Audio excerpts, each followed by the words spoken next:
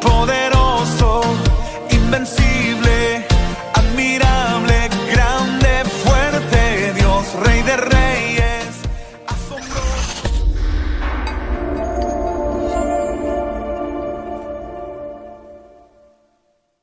El día de hoy vamos a hablar acerca de un tema muy importante para nosotros los cristianos. Vamos a hablar acerca de guerra espiritual.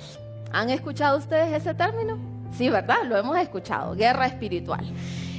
Cuando nos referimos acerca de guerra espiritual, estamos hablando acerca de que es una lucha entre dos fuerzas, las fuerzas del bien y las fuerzas del mal. Son dos luchas entre dos bandos, por decirlo así, el bando de los buenos y el bando de los malos. Entonces, como verdaderos cristianos debemos entender que nosotros estamos en una guerra espiritual. O estamos en una batalla, o estuvimos en una batalla, o vamos a estar en una batalla. Pero no nos podemos librar de la guerra espiritual. Desde el primer día en que decidimos servir a Cristo, abrirle nuestro corazón a Él, debemos entender que una guerra se desató. En el infierno pusieron su nombre, o sea, usted no existía antes, el nombre suyo no existía en el infierno, porque usted era alero de Satanás. Estaba tomándose ahí la cervecita y el alero ahí estaba a la par con usted tomándose la cervecita. Estaba viendo mujer que no era suya, entonces el alero estaba a la par suya. Entonces, ¿para qué le iban a tener el nombre suyo en el infierno? Pero ahora sí, una vez que conoció de Cristo, entonces colocaron un gran cartel con el nombre Se Busca, ¿verdad? Marcial Vanegas, de los más buscados. Todos los nombres, ¿verdad?, de los hijos de Dios, porque estamos en una guerra. Los hijos de Dios, si usted es hijo de Dios, ¿no es hijo de quién? Del diablo, ¿va? Entonces, si usted es hijo de Dios, no es hijo del diablo. Pero entonces, si usted no es hijo de Dios, entonces ¿hijo de quién es? Es que no hay de otra. No le podemos poner flores, ¿verdad? La palabra de Dios dice, saldrán de una fuente dos tipos de agua, agua dulce y agua salada. No se puede, ¿verdad? O eres frío o eres caliente, pero no puedes ser intermedio. Dice, porque te vomitaré de mi boca. Entonces, como hijos de Dios, vamos a enfrentar una guerra espiritual y de eso vamos a hablar hoy. Pero, ¿sabe? Como cristianos hay dos tipos de extremos. Hay dos extremos. Uno, el primero, hay cristianos que ven demonios por todos lados. Por todos lados andan viendo demonios. Hay el demonio de, vamos a ver si tiene hambre. ¡Ay, demonio del hambre! ¿Verdad? Espíritu del hambre, ¡fuera! ¿Verdad? Y si hay una sopa rica ahí, ¿verdad? Y usted se la quiere, y si tiene letras y forma la palabra, ahí hay un demonio. Y andan viendo demonios por todos lados, donde van y andan guerreando, dicen ellos, y andan viendo demonios por todos lados. Ese es un extremo. Y luego está el otro extremo, mire qué bonito, ¿verdad? Los cristianos que no se dan cuenta que existe una guerra espiritual. Que dicen, miren, a mí, yo creo que no existe la guerra espiritual. No, eso como que no. A mí nunca me ataca el enemigo, dicen algunos, ¿verdad? Entonces, hay dos extremos, pero como cristianos debemos ser bien equilibrados, debemos tener un equilibrio, debemos conocer que sí existe una guerra espiritual y que debemos de librar esa batalla. ¿Amén? Vamos a ver lo que dice la palabra de Dios en Efesios 2, del 1 al 5. Busquémoslo en nuestras Biblias.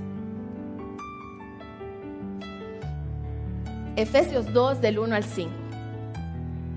Dice así: y Él os dio vida a vosotros cuando estabais muertos en vuestros delitos y pecados, en los cuales anduvisteis en otro tiempo, siguiendo la corriente de este mundo, conforme al príncipe de la potestad del aire, el espíritu que ahora opera en los hijos de ¿quién? El príncipe del aire opera en los hijos de ¿quién? ¿Operan los hijos de Dios entonces? No, ¿verdad? No. El príncipe del aire opera en los hijos de desobediencia. Luego dice ahí, en el versículo 3, entre los cuales también todos nosotros vivimos en otro tiempo, en los deseos de nuestra carne, haciendo la voluntad de la carne y de los pensamientos. Y éramos por naturaleza hijos de ira, lo mismo que los demás. Pero Dios, que es rico en misericordia, por su gran amor con que nos amó, aun estando nosotros muertos en pecado, nos dio vida juntamente con Cristo. Amén. Entonces nos damos cuenta que nosotros antes éramos hijos de la ira, hijos del príncipe de la potestad, del aire.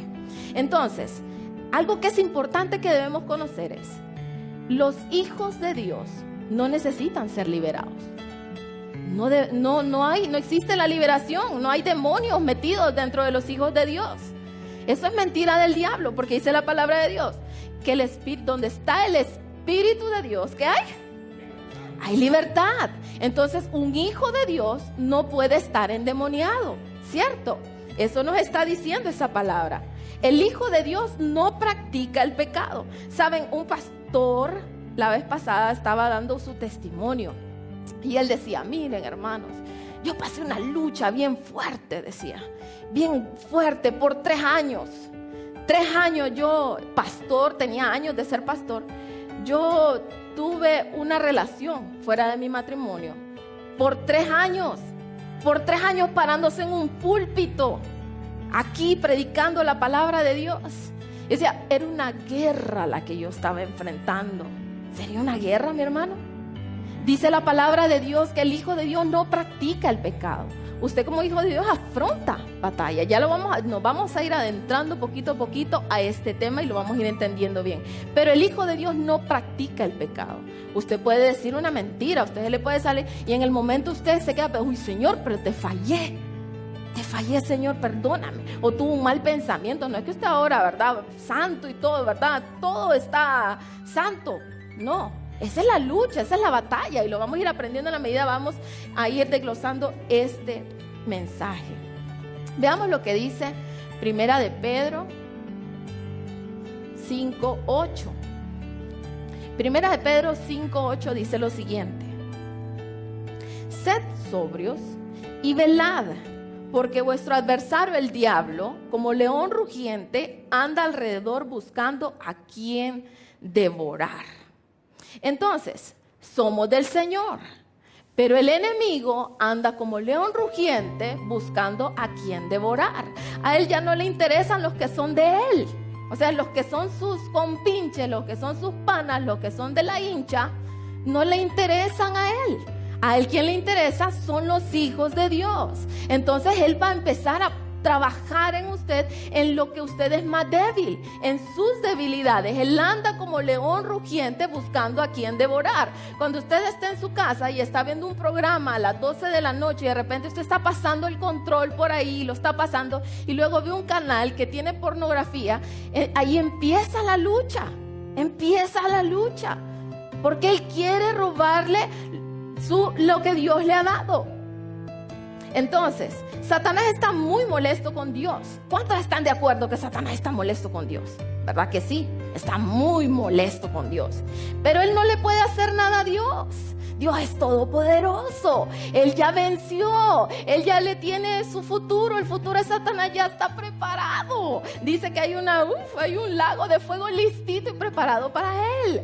Pero como él no puede tocar a Dios, ¿a quién creen ustedes que se acerca a Dios para quererlo ahí? A sus hijos. Miren, a mí me tocan a uno de mis hijos, papás, ¿verdad? A usted dice que se metan conmigo, dice, pero con mis hijos que no se vayan a meter, ¿cierto? Entonces, Dios, él quiere tocar lo que Dios más ama, las almas, sus hijos. Debemos entonces velar, mantenernos atentos, porque el enemigo va a buscar cualquier oportunidad para hacerlo pecar, para hacerle caer. Aún dentro de las iglesias se mete el enemigo. Ay, en la iglesia no, pero ¿cómo se va a meter en la iglesia? Sí, mi hermano, si la iglesia es un hospital donde viene de todo. Aquí no solo vienen ahí santitos, viene gente de todo tipo para querer restaurarse. Eso es lo lindo, que venimos de todo. Unos dicen, yo no voy a la iglesia, pues a caer la iglesia, dicen, ¿verdad? Pero no, El Señor quiere cambiar nuestras vidas. Entonces debemos velar, dice la palabra de Dios en 1 Corintios 10:2. Así que el que piense estar firme, mire que no caiga. O sea, si usted piensa que está, no, a mí nadie me hace nada. No, yo ya a mí no me derrota. Es más, yo me voy a ir a poner ahí al frente de, si usted tiene problemas con el alcohol, dice, hoy me pruebo, dice usted. Hoy me pruebo. Me voy a ir a meter allá, y dice un restaurante donde se iba a meter siempre, y se sienta enfrente de los que están bebiendo y dice, ay, resistiendo al diablo, dice usted, estoy resistiendo la tentación, ¿verdad? El acoso del diablo, como Raúl hoy no vino, sí está. El primer mensaje de Raúl dice que fue el acoso del diablo. Entonces, no, mi hermano, no se trata de eso. Dice, el que mire, dice aquí, el que piensa estar firme, no el que está firme, el que piensa que está firme, dice, mire que no caiga. Debemos de cuidarnos, debemos de estar atentos, debemos de estar velando en todo tiempo. Pero para esto entonces debemos de conocer algunas verdades en cuanto a la guerra espiritual. Vamos a comenzar con la primera. Primero debemos entender que nuestra lucha no es contra carne ni es contra sangre. Toca a la persona que tiene a su derecha y dígale, no es con vos la lucha. No es con vos, aunque me enojo a veces, no es con vos la lucha. Vamos a buscar en el libro de Efesios 6:12. Efesios 6:12. Búsquelo ahí, vamos a buscarlos todos en la Biblia. Efesios 6:12. A ver qué dice la palabra de Dios, con quién es nuestra lucha entonces, si no es con la carne. Dice, porque no tenemos lucha contra sangre y carne. Tóquese ahí usted. Tóquese. Sangre y carne. O sea, no, la lucha no es contra sangre y carne, sino contra principados, contra potestades, contra los gobernantes de las tinieblas de este siglo, contra huestes espirituales de maldad en las regiones celestes. O sea, su lucha no es con su hijo desobediente. Su lucha no es con el esposo que es un poquito, mejor no digo. O con su esposa cuando están pasando dificultades. Su lucha es con el enemigo. Es por eso que usted debe ser sabio. ¿Saben que una vez Jesús le dijo a Pedro, apártate de mí, Satanás? Le dijo, ¿verdad? Y yo creo que Pedro ya en el momento de haber quedado, ¿verdad? Chispas, chanfles. ¿Por qué? Porque en ese momento Pedro estaba siendo utilizado por Satanás. No es que era el mero Satanás, pero sus palabras estaban siendo utilizadas para desviar el propósito de Dios en la vida de Jesús. Entonces su lucha no es contra su hermano, contra su hermana. Y vea qué interesante. Dice, contra potestades, principados, gobernadores de tinieblas. Vean ustedes, están bien organizaditos. No crean ustedes que ya los demonios andan ahí viroteando por todos lados y andan, y aquí y allá. No, mis hermanos, están bien organizaditos. Así como hay rangos en los militares. ¿Cuál es el mayor? El mayor va. Mayor, capitán, digo yo. Mayor, capitán, coronel, teniente, general, cabo, hasta el cabito, ¿verdad? El que acaba de entrar, el que le raspan la cabeza. Entonces, mis hermanos, ellos están bien organizados. Están bien organizaditos. El enemigo va a buscar sus debilidades, a lo que usted es más débil. Él sabe, no le va a venir a poner, si digamos usted no era mentiroso, él no le va a venir a tentar con la mentira. Pero si por ejemplo usted era mujeriego, ahí le va a salir una chica bien guapa. Ahí va, haciéndole ojitos, y qué lindo, y ay, qué amable, ¿verdad? Ay, qué lindo, ¿verdad? Y usted, fíjese, creyéndose el Tom Cruise. Ay, si es que hoy me levanté más guapo de lo normal, dice, ¿verdad? Como el pastor, miren, el pastor no tiene problema con el autoestima de él. A mí me da risa, con los muchachos nos reímos en la casa porque él está comiendo y después de comerse, ay, esta barriguita ya está llena, dice. Así que este muchachito guapo ya se va a dormir, dice. Él no tiene problema con la autoestima. Qué bueno que le vienen a decir que está guapa, él le va a valer. Entonces usted no se crea el Tom Cruise.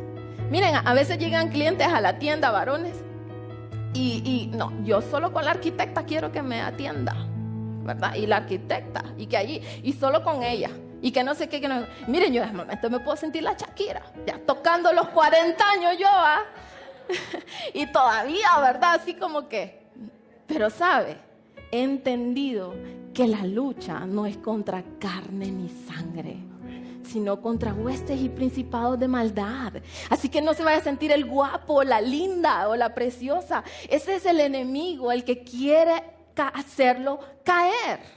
Debemos de estar atentos, debemos de estar velando, debemos de estar chivas, debemos de estar pendientes, que se nos mueve a nuestro alrededor un mundo espiritual y que el enemigo quiere verlo caer, el enemigo quiere verlo derrotado. Cuando Jesús ya pagó un precio de sangre por su vida, usted ya tiene la victoria en sus manos. Amén. Veamos lo que dice. Miren que ni les puse ahí por estar aquí hablando de Tom Cruise. Efesios 6:12 es ese, ¿verdad? Ahora vamos al siguiente. Efesios 6:13. Entonces vamos a buscar en Efesios 6:13. Vamos a ver, si nuestra lucha no es contra carne ni sangre, significa que no vamos a andar ahí con la 9 milímetros, ahí, que bueno, ¿verdad? Porque no vamos a andar ahí con armas de naturales. Entonces, Dios nos da otras armas, son armas espirituales y las vamos a encontrar, dice, por tanto, en Efesios 6:13, dice, por tanto, tomad toda la armadura de Dios, para que podáis resistir el día malo. Y acabando todo, estar, ¿qué dice? Firmes. ¿Cómo tenemos que estar? Firmes. Por tanto, tomad la armadura de Dios. Miren, en este tema no vamos a entrar mucho, vamos a leer la armadura de Dios, porque hace unos miércoles la pastora Sonia nos daba una enseñanza bien completa, nos dio 2 enseñanzas de 2 miércoles acerca de lo que es la armadura de Dios. Y muchos ya entendimos y la conocemos. Y les animo a que vengan los miércoles, son enseñanzas totalmente distintas a los domingos, se complementan. Nosotros, fíjense que nos asustamos cuando nos tocan predicar a veces o los miércoles o los domingos, porque termina uno en algo y como que el otro, y es la continuación del otro, ¿verdad? El Señor es tan perfecto y nos enseña las cosas pero es tan cuidadoso de que vayamos en el orden, porque Dios es un Dios de orden. Entonces, tomemos la armadura de Dios, dice la palabra de Dios. Y esa la vamos a encontrar en Efesios, siguiendo en la lectura, en Efesios 14. Estad pues firmes, ceñidos vuestros lomos con la verdad.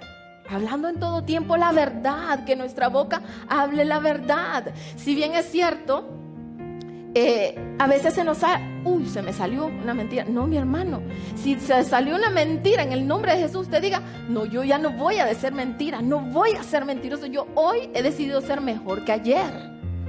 Porque mire, mi hermano, la verdad siempre sale a la luz. Yo no sé si a usted le ha pasado, pero cuando usted dice una mentira, tiene que hacer como la de la gente 007, porque tiene que buscar cómo encubre esa mentira por todos lados. Entonces debemos de hablar la verdad.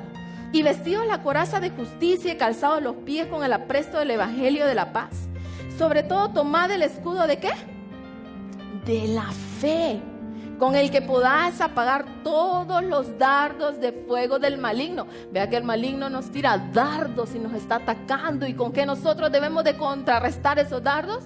Con la fe. ¿Y qué es la fe? La fe es la certeza de lo que se espera y la convicción de lo que no se ve. Es que usted crea algo que usted no está viendo. Y tomad el yelmo de la salvación y la espada del Espíritu, que es la palabra de Dios, orando en todo tiempo, en toda oración y en toda súplica. ¿Por qué? Porque viene el día malo. Tomar la armadura de Dios, porque viene el día malo. ¿Usted no le ha pasado que hay días que son, dice usted, son días, está bien, pero hay un día que es malo y que Satanás va a venir a atacarlo, y usted tiene que saber diferenciar que es un ataque del enemigo? No va a empezar a como mentalmente a decirse, no recibo. No, mi hermano, no recibo. Debemos de estar atentos, que sí va a pasar. La guerra va a llegar a nuestra vida, los ataques van a venir a nuestra vida como hijos de Dios. ¿Qué otra cosa debemos de conocer? Que el campo de batalla inicia, ¿en dónde? En la mente. Todo pecado inicia aquí.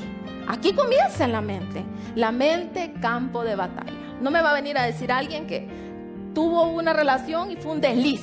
Ay, amor, es que fue un desliz, ¿verdad? O está metido en un montón de cosas o algo. Todo comienza con un pensamiento y después dele con ese pensamiento y usted se pone con el pensamiento y empieza hasta que se concreta el hecho. Es por eso que debemos de cuidar nuestra mente. Efesios 4 del 23 al 24 dice así: y renovaos en el espíritu de vuestra mente y vestíos del nuevo hombre creado según Dios en la justicia y santidad de la verdad. Dice ahí, y renovaos en el espíritu de vuestra mente. O sea, una vez que usted es creyente, no es como una varita mágica que ¡plin! La mente se le convirtió. Se le ¡plin! Ya, ahora ya tengo la mente de Cristo. No, mi hermano, dice la palabra de Dios que debemos de renovar. Renovaos en el espíritu de vuestra mente, identificando los pensamientos. ¿Le ha pasado a usted que dice, este pensamiento será mío? ¿Será del diablo? ¿O será de Dios? ¿Cómo voy a diferenciar los pensamientos? Es una lucha que a veces tenemos. ¿Cómo yo voy a saber si este pensamiento que tengo es de Dios? Pues sabe, la única forma en que usted va a diferenciar si un pensamiento viene de Dios, de usted o es el enemigo, es si ese pensamiento trae paz a su corazón. Trae paz a su corazón. Si a usted le trae preocupación ese pensamiento, ¿de quién es? ¿De quién es?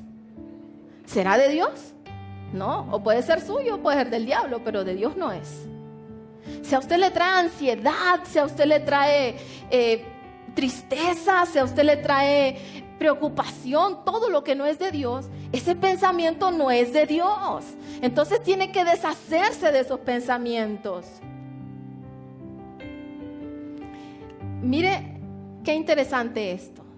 Eso que ustedes ven ahí son las neuronas. ¿Cuántos en ciencias lo hemos estudiado? Esas son las neuronas. Y dentro de las neuronas están los pensamientos. Y los pensamientos hacen esos canalitos que ustedes ven ahí. ¿Los ven? Esos caminitos y se van enlazando unos con otros. Y saben, y en la medida que pasa el tiempo, esos canalitos se van haciendo más gruesos. Cuando usted le empieza a meter mente a algo, le decimos nosotros.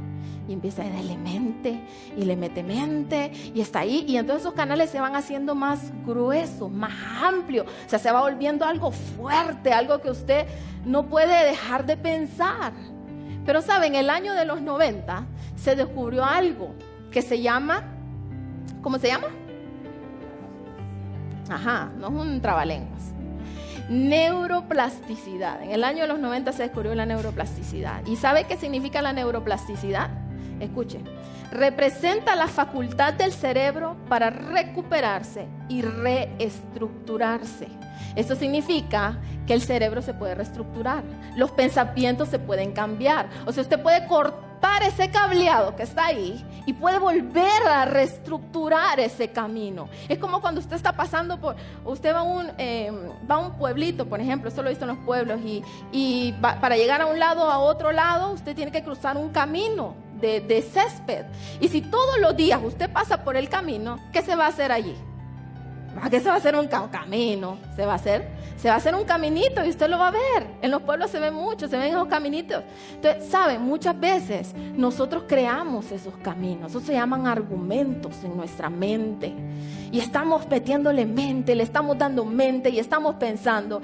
Pero miren lo que la ciencia descubrió. Lo que ya estaba descubierto ustedes. Porque en la palabra de Dios eso se llama renovación de la mente.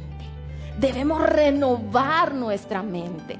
Eso se llama, mire, que ya su mente no piense los pensamientos del enemigo, los pensamientos que lo van a tener derrotado. Ya sus pensamientos tienen que ser pensamientos de Dios. Es lo que Dios quiere para su vida, es lo que Dios desea para usted. Veamos lo que dice 2 de Corintios 10 del 3 al 5. Dice así. 2 de Corintios 10 del 3 al 5.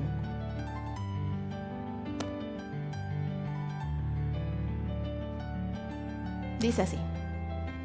Porque aunque andamos en la carne, tóquese otra vez ahí, andamos en la carne, o sea, estamos aquí en este mundo y estamos aquí. No militamos según la carne, porque las armas de nuestra milicia no son carnales, sino poderosas en Dios para la destrucción de fortalezas. ¿Derribando qué?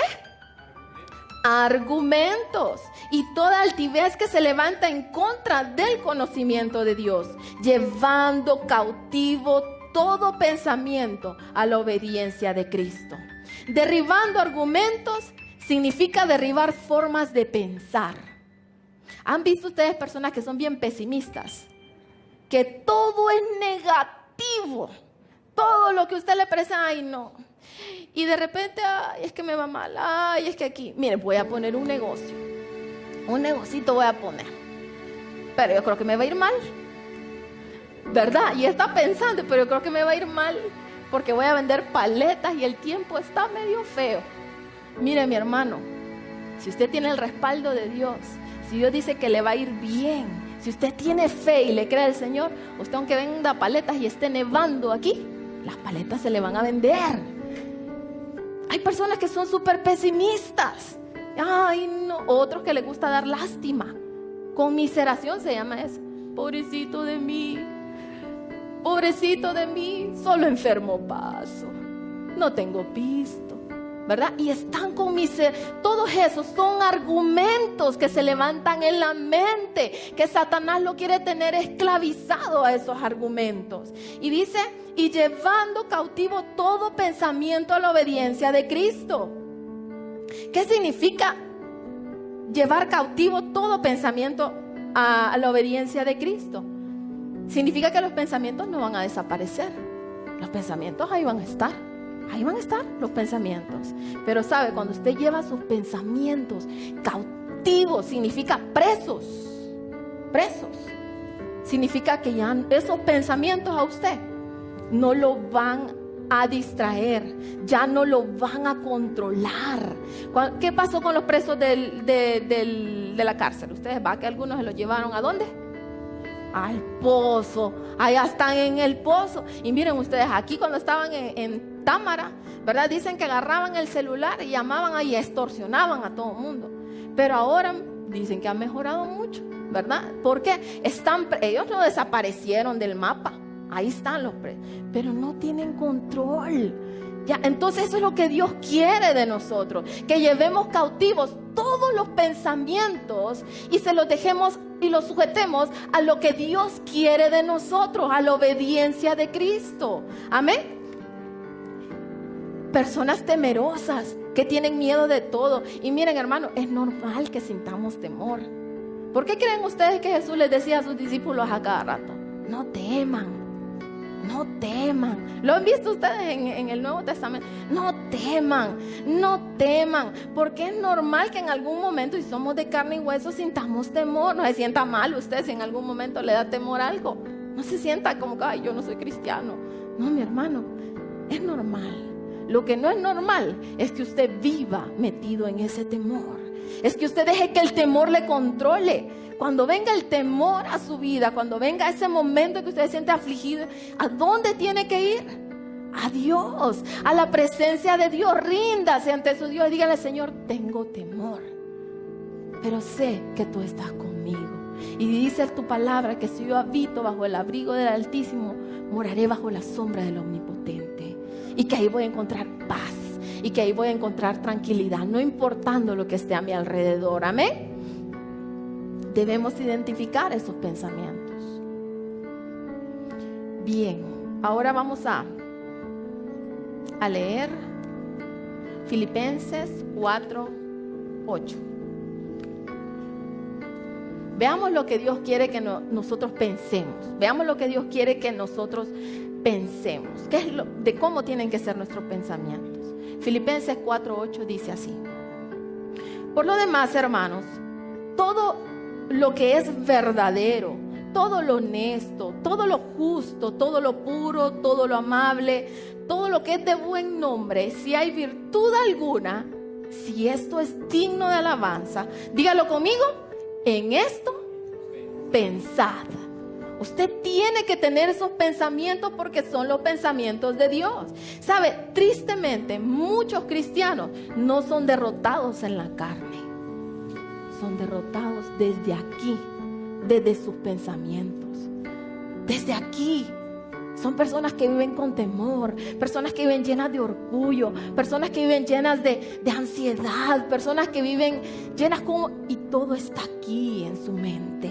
Desde aquí el enemigo les está ganando la batalla. Mire, no es necesario que usted vaya y haga el hecho, no, mi hermano, para que el enemigo le gane la batalla. Desde aquí, desde su mente, el enemigo puede ganar una batalla. Es por eso que debemos renovar nuestra mente. Nuestras luchas deben de ser ganadas desde nuestra mente, amén. ¿Cuántos aquí saben preocuparse? Levanten la mano. ¿Cuántos saben preocuparse? ¿Verdad?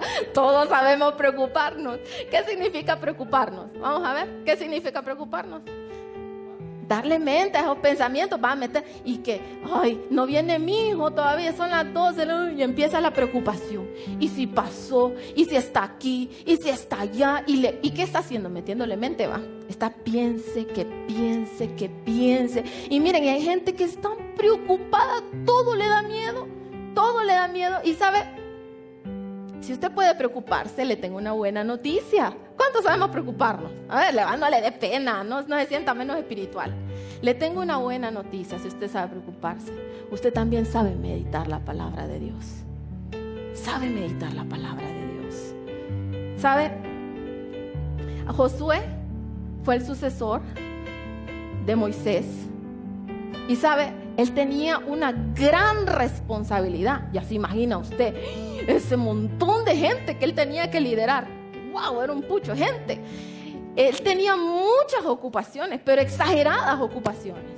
Pero ¿sabe que el Señor fue lo que le dijo a él como un mandamiento? ¿Qué le dijo?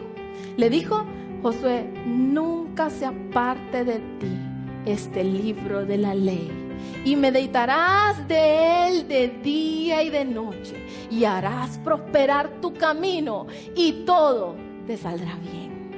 Si usted sabe preocuparse, entonces sabe meditar la palabra de Dios.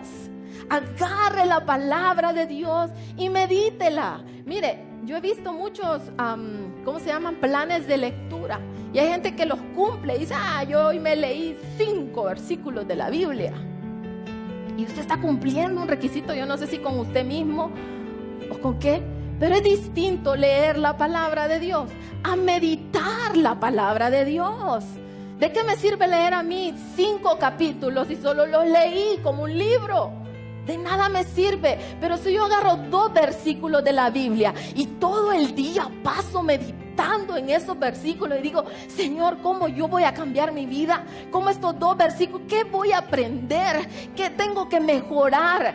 Eso es meditar de día y de noche en la palabra de Dios. Y solamente la palabra de Dios va a derribar todo argumento que venga a su mente. Todo argumento que venga a su mente solo lo va a poder derribar con la palabra de Dios. Cuando venga el enemigo y le empieza a decir un montón de cosas a su mente, entonces usted no le va a decir, yo creo que el pastor lo predicó el domingo, con lo que no anoté el versículo bíblico. No, mi hermano, usted tiene que memorizar la palabra de Dios. Cuando Jesús fue tentado, Jesús no se puso ahí. No, mi hermano, el enemigo está con la misma palabra de Dios, le estaba tentando y él le decía, le respondía con la palabra de Dios, no tentarás al Señor tu Dios. Es por eso que usted tiene que conocer la palabra de Dios, meditarla de día y de noche. No se quede con lo que aquí aprende.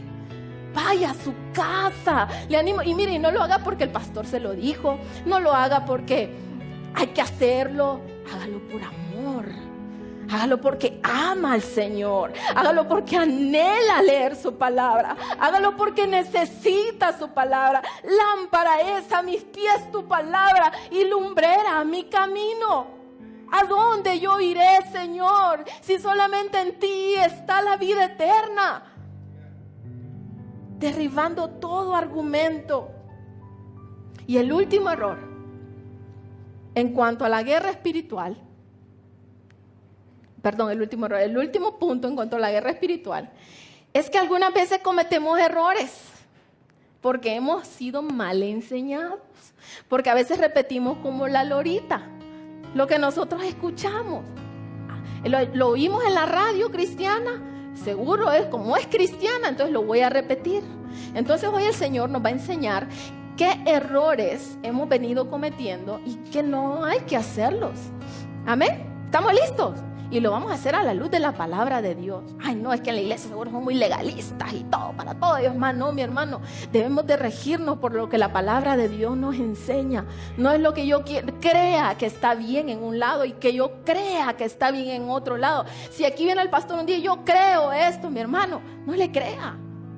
El hombre, sus pensamientos son engañosos, el corazón del hombre es engañoso, pero la palabra de Dios sí nos dice la verdad, nos dice la verdad. Entonces, ¿qué error hemos venido cometiendo? Número 1, reprender a Satanás por nosotros mismos. ¿Cuántos han escuchado? Está pasando algo y viene una tribulación a su casa, te reprendo, Satanás. Levanten la mano los que han escuchado eso. Sí, ¿verdad? Te reprendo. Y usted viene y te reprendo, Satanás. Y yo creo que Satanás va a decir, ¿quién es este? ¿Quién es? Va? ¿Y este quién es que me está reprendiendo a mí? Vamos a ver lo que dice Judas 1:9. Judas 1:9. Judas 1:9 dice así. Vea, en el cielo también hay rangos en los ángeles. Los ángeles tienen rangos ustedes. Eso lo aprendimos un miércoles también. Estuvo súper buena la enseñanza de los ángeles. Los ángeles, hay muchos rangos de los ángeles. Y sabe, este rango, este ángel, este arcángel, se llama Arcángel Miguel. ¿Qué creen ustedes? ¿Qué rango tiene en el cielo? Es el rango más alto. No existe otro rango mayor que el rango del arcángel, ¿verdad? Hay querubines, hay de todo, pero el arcángel es el rango más alto. Veamos lo que pasó con el arcángel aquí. Pero cuando el arcángel Miguel contendía con el diablo, ¿con quién contendía? Con el diablo, muy bien. Disputando con él por el cuerpo de Moisés, dice, no se atrevió a proferir juicio de maldición contra él, sino que dijo, el Señor te reprenda.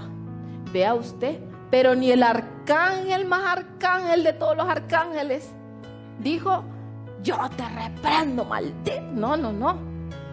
Dice que no se atrevió. Y usted, machácalo, hasta lo machaca. Y ahí, ¿verdad? Y dice que Satanás. Mi hermano, ni él se atrevió. Por eso le digo, yo creo que Satanás cuando nos mira, en el nombre de Jesús te reprendo, ¿verdad? Entonces, veamos este otro versículo que está súper bueno también. Está en Zacarías. Zacarías 3:2. Zacarías 3:2. Dice, y dijo Jehová a Satanás. ¿Quién estaba hablando ahí? ¿Quién le dijo? ¿Jehová a quién? A Satanás. Le dijo, Jehová te reprenda, oh Satanás. Jehová ha escogido a Jerusalén, te reprenda. Miren, el mismo Jehová decía que Jehová te reprenda. O sea, usted puede reprender al enemigo en el nombre de Jesús. Jehová te reprenda. Tenemos que hacer las cosas bien, porque si no, no van a funcionar. Es como que usted saque una pistola y no tiene ni una bala. Y usted dice, ya me lo voy a piar a este. Y no tiene balas. Lo que está haciendo es haciendo reír al diablo. Usted puede decirle al enemigo que Jehová te reprenda, porque Él es el único que puede tener poder sobre las potestades. Usted y yo no. Él sí. Que Jehová te reprenda. Note la diferencia con estos discípulos. Estos eran 70 discípulos que venían de hacer una misión ahí con Jesús. Y miren lo que dice en Lucas 10:17. Volvieron los 70 con gozo. ¿Cómo venían esos? Venían con gozo esos 70, diciendo, Señor, Aún los demonios se nos sujetan ¿en qué? En tu nombre. O sea, no se nos sujetan a nosotros, hello, no, dice, se nos sujetan en tu nombre, nombre que es sobre todo nombre. Y les dijo, yo veía a Satanás caer del cielo como un rayo. Y aquí les dijo, doy potestad de hollar serpientes y escorpiones y sobre toda fuerza del enemigo, y nada os dañará. Nada os dañará. Entonces, pero debemos hacerlo bien. ¿Va a reprender al enemigo? Repréndalo en el nombre de Jesús. No lo reprenda usted, porque usted no tiene nada de fuerza. Usted no tiene autoridad sobre las potestades. Bien, vamos a ver qué otro error hemos cometido, porque lo hemos venido escuchando desde hace mucho tiempo. Ese error dice cubrirnos con la sangre de Cristo. ¿Cuántos han escuchado? ¿Verdad? Yo iba, cuando asistía a otra congregación, ¿verdad? Y antes de hacer una liberación, ¿verdad? Decían, cúbrenos, Señor, con tu sangre preciosa. Y sabe, yo lo he practicado por falta de conocimiento. Porque muchas veces practicamos cosas por falta de conocimiento, porque escuchamos a otros hacerlo. Cúbrenos con tu sangre. O usted va saliendo de su casa, Señor, cúbreme con tu sangre preciosa, desde la cabeza, desde la mollera, y se toca los pies hasta la punta de los pies. Metí un pelo. Hasta la punta de los pies. Cubrirnos con la sangre de Cristo. Veamos para qué es la sangre de Cristo. Veamos, busquemos lo que dice Apocalipsis 1:5. 1:5.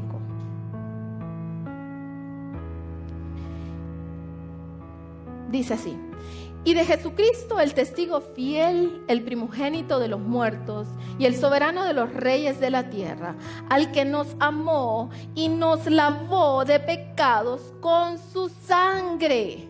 La sangre de Jesucristo derramada en la cruz del Calvario tuvo un propósito. ¿Y cuál propósito era? Limpiarnos de todo pecado. Ese es el propósito. Y mire, en toda la Biblia, desde el Antiguo Testamento al Nuevo Testamento, usted no va a encontrar una base bíblica fundamentada que le diga que la sangre es para que usted se cubra y que lo proteja. Usted fue lavado con la sangre de Jesucristo. El Señor le limpió de todo. Miren, en el pasado, cuando no había venido Jesús, ¿qué se hacía? En el propiciatorio se dejaba derramar sangre de un cordero, y luego esa sangre, decía, era la que perdona, la que hacía la remisión de pecados delante de Dios. Entonces, la sangre de Cristo no es para que nos cubra y nos proteja. La sangre de Cristo nos limpia de todo pecado. O sea, usted ya está cubierto, completito. El Señor ya lo limpió con su sangre preciosa. Ahora, usted puede pedirle al Señor que lo proteja si se siente así como, pero miren, estamos seguros ustedes. En las manos de Dios estamos seguros. Donde quiera que vayamos, dice la palabra de Dios, a los que le aman todas las cosas ayudan a bien. Pero si usted quiere pedirle protección en algún momento al Señor, entonces dígale al Señor, te pido que me protejas. Protégeme, manda tus ángeles. Eso sí, manda tus ángeles a que acampen a mi alrededor, porque yo sé que ellos están delante de mí. ¿Qué otro error hemos cometido? Este es bien conocido, ustedes, y está bastante en los medios. ¿Qué es este error? No arrebatándole al enemigo, arrebatándole a Satanás. La famosa palabra en el vocabulario de muchas creyentes. ¿Usted desea sanidad? Arrebate la sanidad.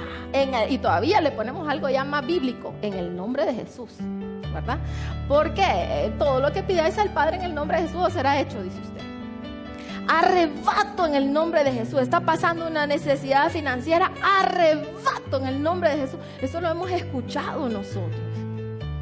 Los que enseñan esta práctica de arrebatar se basan en este versículo bíblico, y juntos lo vamos a buscar. Mateo 11:12. Mateo 11:12. Búsquelo conmigo.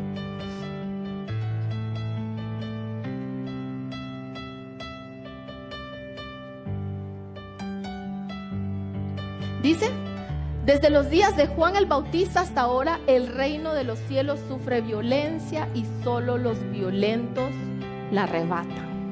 De ahí es donde se basa. Y sabe, este versículo no tiene nada que ver, todo el contexto del versículo habla acerca de Juan.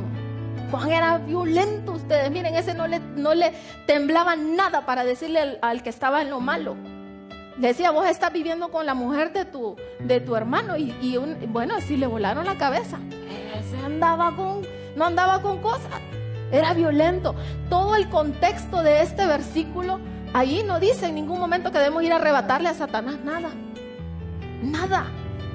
El contexto, miren, cuando nosotros agarremos un versículo bíblico y alguien nos quiere mostrar algo de un versículo bíblico, debemos entender que debemos de leer todo su contexto. ¿Qué significa contexto? Lo que está arriba y lo que está abajo. ¿Qué pasa si yo vengo y les digo ahorita mismo, el conejito se murió por amor? ¿Qué se imagina usted? Usted dice, ay, Polichito, el conejito se murió por amor. Estaba sufriendo de un desamor, ¿verdad? Pero ¿qué pasa si leo toda la historia y todo el contexto? Y antes arriba dice, y el conejo bandido se metía a robar a todas las casas. Y de repente, y el conejito murió por amor, porque un amortiguador le cayó en la cabeza. Es totalmente distinto lo que quiere decir allí. Usted no se deje, como dice ahí por ahí, dar agua de masa con... ¿cómo? Atol con el dedo, mi hermano. Mire, usted no debe repetir como las loritas.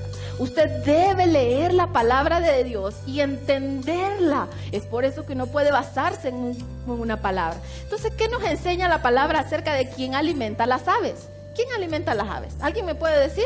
Las aves no trabajan, ¿verdad? ¿Quién las alimenta? Dígame usted. ¿Ah? Dios. Entonces, ¿quién es el que le provee a usted?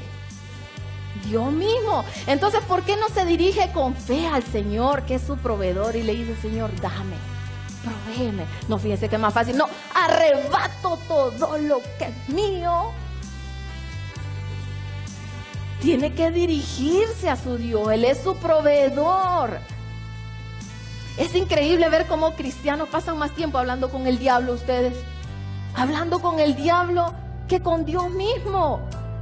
Cantando canciones motivacionales, no adorando, no confunda, hay canciones de adoración, pero hay otras canciones que lo que hacen es que le motivan a usted. Arrebato todo entonces todo el día usted va a pasar arrebatando, yo te arrebato mi salud, te arrebato mi familia, o sea, usted le va a ir a arrebatar al diablo. ¿Y qué le tiene el diablo? Dígame usted. Satanás no puede tocar nada de lo que somos, nada de lo que Dios nos ha dado sin el permiso de Dios. Él no le puede tocar nada si Dios no le ha dado permiso. Ve este ejemplo de Job. Dios le entregó todas las posesiones de Job a Satanás. Dios le entregó sí, mi hermano, ahí está en Job 1:11. Dios le entregó todas las posesiones de Job a Satanás, se las dio en sus manos. Vea lo que dice Lucas 22:31. Cristo le dijo a Pedro, he aquí, Satanás os ha pedido para zarandearos. Mira lo que le estaba diciendo Jesús. Como a trigo. Entonces, si Dios mismo le ha permitido a Satanás tocar algo que usted tiene, si Dios mismo le ha permitido tocar algo que usted tiene con un propósito, porque Dios no dice, ay no, que divierta un rato. No, mi hermano, todo tiene un propósito en la vida del creyente. Y si Dios le ha permitido, entonces ¿cómo es que usted lo va a ir a arrebatar a Satanás de las manos? Dígame usted, no puede, porque a los hijos de Dios todas las cosas ayudan a bien. ¿Se imaginan ustedes todos los cristianos que le pidieron a Dios que desapareciera Pablo? Ese Pablo era bandido. Señor, porque Pablo, antes de ser cristiano, era malandrín. Miren, se volaba a todos los cristianos. A todos. Y ustedes se imaginan cuánto cristiano le pidió a Dios, llévate a Pablo. Llévate a Pablo.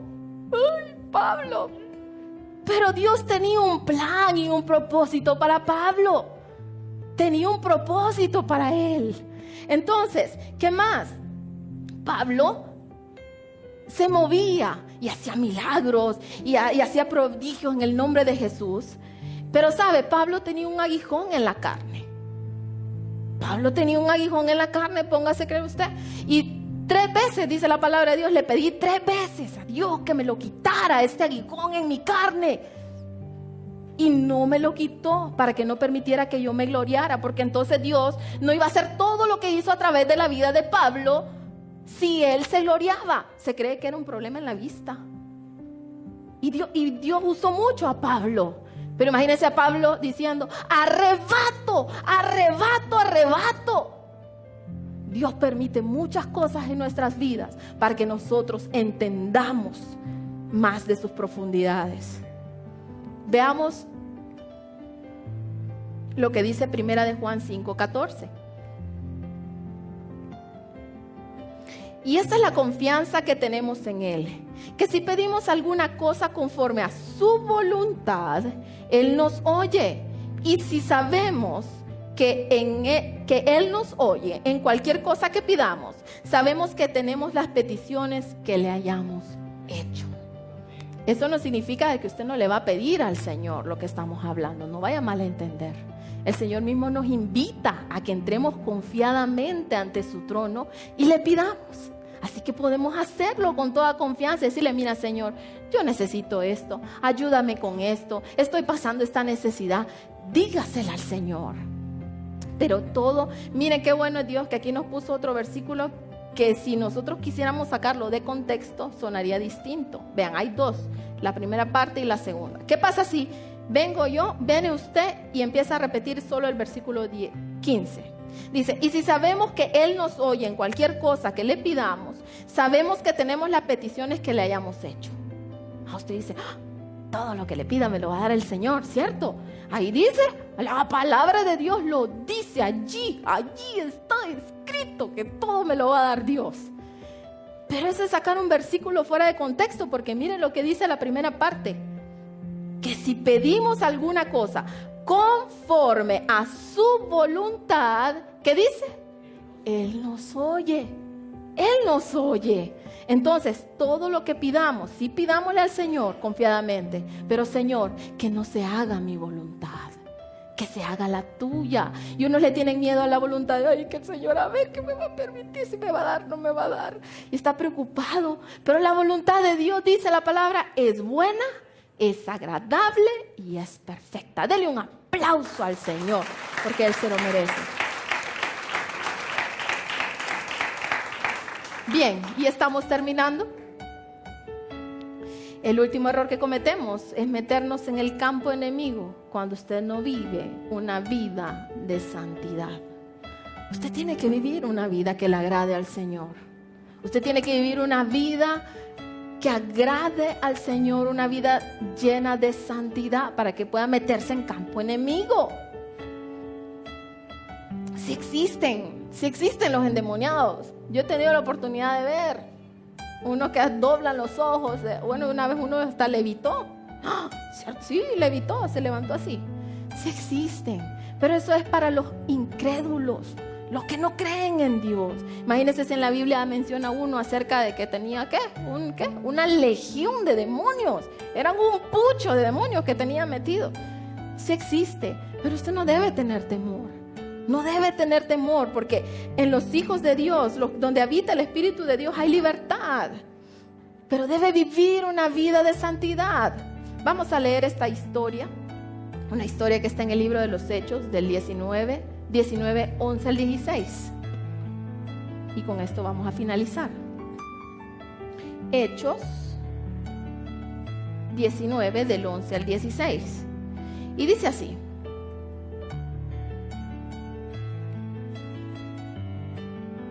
Y hacía milagros, y hacía Dios milagros extraordinarios por la mano de Pablo, de tal manera que aún se llevaban a los enfermos los paños o de los delantales de su cuerpo, y las enfermedades se iban de ellos, salían. Pero algunos de los judíos, exorcistas ambulantes, intentaron invocar el nombre de Jesús sobre los que tenían espíritus malos, diciendo: os conjuro por Jesús, del que predica Pablo. Habían 7 hijos de un tal Exeba, judío, jefe de los sacerdotes, que hacían esto. A eso se dedicaban los hijos de Exeba. Pero respondiendo el espíritu malo, miren ustedes, ahí les habló el espíritu malo, les dijo: a Jesús conozco y también sé quién es Pablo, pero vosotros, ¿quiénes sois? Y el hombre en quien estaba el espíritu malo, vamos a verlo aquí, y el hombre, el que estaba en el espíritu malo, saltando sobre ellos y dominándolos, pudo más que ellos, de tal manera que huyeron de esa casa desnudos y heridos. Los cuetíos, le fue como en feria, pues, o sea, le fue horrible esos pobres, porque ellos pensaban que era como de magia que iban a salir, ¿verdad? En vez de ellos ir ahí, yo voy a ir a liberar ahí demonios. No, mi hermano, sé que se lo llevó San Cachinflín, como decía mi abuela. Salieron cueteados de ahí. Es por eso que debemos vivir una vida de santidad, una vida que le agrade al Señor.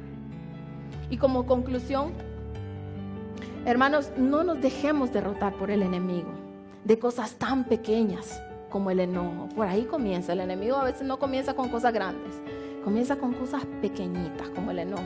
Miren, cuando yo me enojo con el pastor, que sí me enojo a veces, miren, el bandido tiene una forma, una táctica que vieran. Cuando yo estoy todo empurrada, así todo enojado y que no le quiero hablar, lo ignoro completamente. Se me acerca y me dice, miren cómo me dice: ay, amor, qué linda se mira usted enojada. Entre más enojada, más hermosa se ve. Miren ustedes, me muero de la risa cuando me dice eso. ¡Wow! Me muero de la risa. Y yo digo, ve qué bandido este, cómo me quiere contentar. Juéguele la vuelta al enemigo. Mi esposo podría decir, ve, ¿y esta qué le pasa de la pe? ¿Qué se cree? No, mi hermano, juéguele la vuelta. No, pero y mire, después andamos como puros tórtolos, bien contentos.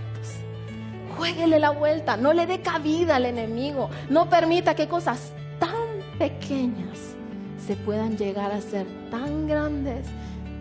Es por eso que Dios nos llama a derribar esas fortalezas. Las batallas espirituales no se ganan haciéndonos los locos que no existen. No existen. Eso se llama positivismo. ¿Cómo se llama eso? Positivismo. Eso no existe. Yo no estoy pasando guerra, Y se quiere mentalizar usted. No, mi hermano, se afrontan. Dice la palabra que debemos resistir al diablo. Debemos identificarla. Miren, nomasito que le llegue por ahí una que usted sabe que no es de Dios, identifíquela. Y cuando la identifique, póngase pilas, chivas, ahí, sálgale por el otro lado. Y dice, y después de que el día sea malo, dice, ¿estar qué? Firmes. O sea, no significa que usted ya, ay, ya la pasé, ya me libré de esta, ahora voy a echarme un pelón, me voy a dormir un ratito. No, mi hermano, la batalla es constante. La batalla es todos los días y solamente se gana por el poder del Espíritu Santo. Amén. ¿Cuántos estamos de acuerdo? ¿Aprendimos en esta mañana? ¿Sí? Amén. Bien, vamos a ponernos de pie ahí donde usted está.